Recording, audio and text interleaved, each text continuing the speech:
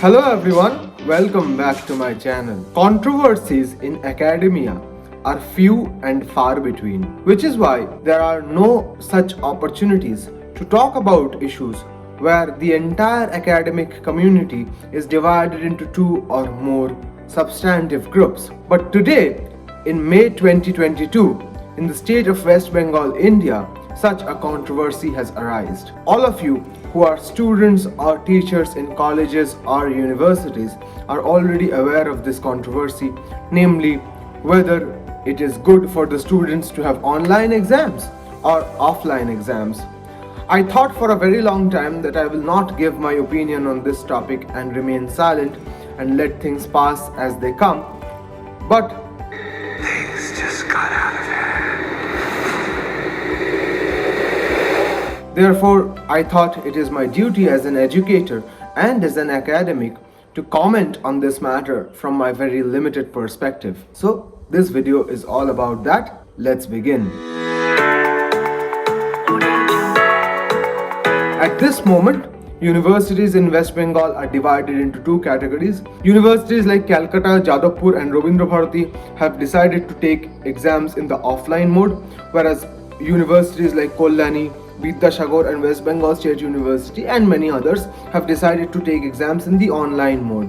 Now, since most of the students who watch this channel or most of the students whom I know are from either JU or CU or RBU, therefore the protests of these students wanting online exams incessantly has come to my notice. Their point to begin with was that a semester comprises of 6 months, and this time the semester was completed in about 2 or 2.5 months at most. Therefore, classes were not properly held in many colleges and universities. I'm not going to name any. Of course, those of you who have faced this already know that. However, this does not mean that you will want online exams. Students are being misled to misunderstand that online exams somehow will benefit them. Of course it will. If you compare the generic average of a student, say who is studying English literature in a random college under Calcutta University before the online system and during, you will see that the generic average has improved very drastically. Therefore, it does not come to me as a surprise that students want online exams because they are almost sure that they will fare better in an online exam. How they will fare better, what kind of methods they will use for appearing for these examinations, these are the things that I will not be discussing in this video. Rather, let me discuss the problems which they will face once they appear in these online examinations. Especially I'm talking about the 6th semester students, those who are about to end their graduation, and 4th semester post-graduation students, those who are about to end their post-graduation. These students more specifically should be concerned about their exams being held offline. Why do I say this? Trust me, when you go to apply for a job, if they see that you are from the batch of 2022, when COVID is almost as good as dead, there have been no new lockdowns in the last 4-5 months, and cases are at an all-time low, people are not going to take you seriously. They are literally going to pass over your resume or your CV or your letter of intent or your job application in general. Even people who appeared for their graduation and post-graduation in 2020 and 2021, despite the fact that they had no option, COVID was at an all-time high in both these years, even they have faced this in many cases and places. Online examinations are not taken seriously by recruiters. I have seen this with my own eyes, and you are also not understanding that this will cause you problems. Now, I can also understand that you will say, how are we going to appear for the offline exams? There is a good chance that we will fail since we did not have enough time to prepare for the offline examinations.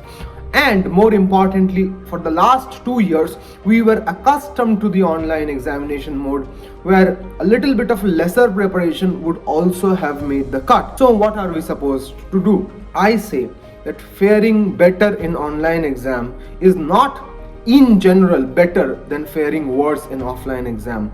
In my opinion, if you get say 60% in offline and 80% in online, I would say the 60% in offline is much better than the 80% in the online mode. Why am I saying this? Because once your final semester mark sheet is out, if you give an online based exam, it will be written on your mark sheet, and recruiters and everyone else are not going to take you seriously. It will also hamper your academic career in many ways, shapes and forms. The counter argument is also very clear. Universities have declared their intent to take offline examinations very late in the day.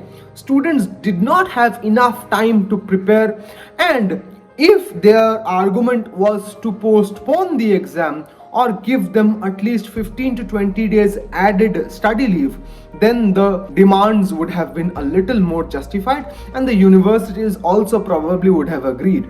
But since now they have gone on the offense to rather try and force the universities to go into the online mode, I don't think the universities are going to consider even extending the dates during which they can study or even postponing the exam. Therefore, what should you do if you are a student of final year, or in general if you are a student of UG or PG studying in West Bengal, where your university has either chosen the online mode or the offline mode? What are you supposed to do? My advice is just roll with the flow. Whatever your university has decided, there is a very minute chance that you can do anything about it. Of course, if you think that your university has taken the wrong decision, you have every right to say it. But my humble advice and request to you is, please don't. Rather, spend these hours on studying. If you do that, then I believe your overall marks would be improved. The amount of lethargy and indolence which had set in us, you and me, equally during these COVID years, we need to get over them. Also, most of you realize that the reason people want online exam is not completely because of the abrasiveness of the universities, but rather because of the fact that online exams are easy, they require much less amount of effort to be put in, and more importantly, you can take some kind of help during an online examination. There is no two ways about it. But because of all these reasons, online exams are often preferred as compared to offline exams. And when you give someone a habit of doing something easily, people will take some time to go back to the things which take a lot of effort. Students have become used to the online mode, where they are not required to study, where they are not required to do much, just sit with the books a few hours before the exam and then give the examination. I know this sounds very controversial, and this is not a generalization.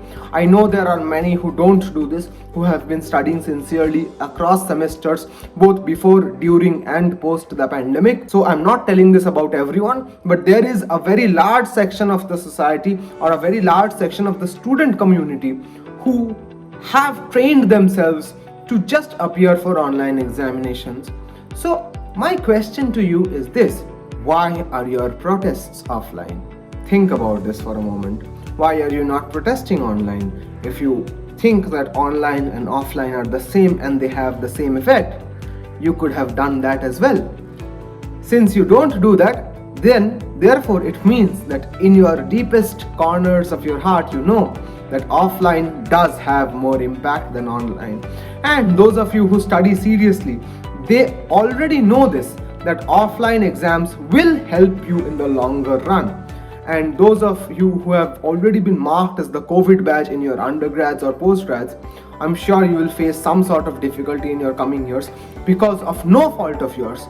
But this batch, if your university has decided to go for an online exam, rather, my advice to you is, please go ahead and request your university to go for an offline exam, because you at this moment are not being able to understand the problems you will face in the near future because of your exams being held in the online mode. I know this sounds rather from a point of privilege. Many of you will come at me in the comment box saying that your exams are over, you appeared for your graduation and post-graduation in the Neolithic era, things are different now, you have no idea. I am aware people will say these things, and I am okay with criticism, but I just wanted to put forth my opinion. I have tried my best not to hurt anyone in the process. I have just tried my best to explain.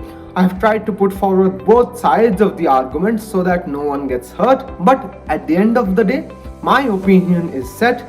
I strongly believe that offline exams are indeed better than online exams. So, if you go ahead and think about it for a little bit, I think you will also understand this. Lastly, I would like to mention that in the context of the present day and age, almost all the other states in India have completely shifted to the offline mode of examinations. So just wonder, why is our state still in doubt? Now you will say this is the last time we are wanting online exams. We will not want it from the next time just because of the hurried nature of this semester we are wanting it. Trust me, there will be no end to your demands. Once all the universities or some universities accept your demands this semester, you will go ahead and ask these universities in the next semester as well to conduct offline examinations, because you are getting used to it and because probably hard work scares you. I can understand that it's not about hard work, it is mostly about university administrative issues, but it's also just as much about how much effort you want to put in as compared to what the university has done to make your lives harder.